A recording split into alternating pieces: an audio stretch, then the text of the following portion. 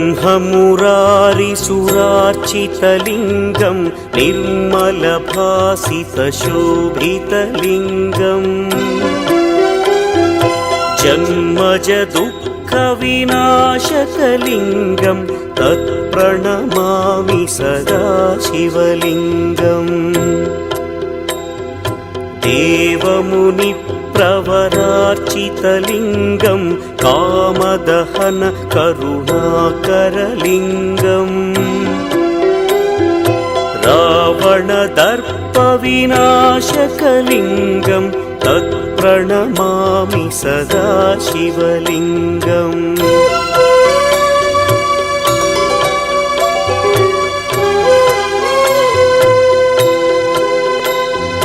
सर्वसुगन्धसुलेपितलिङ्गं बुद्धिविवर्धनकारणलिङ्गं सिद्धसुरासुरवन्दितलिङ्गं तत्प्रणमामि सदा शिवलिङ्गम्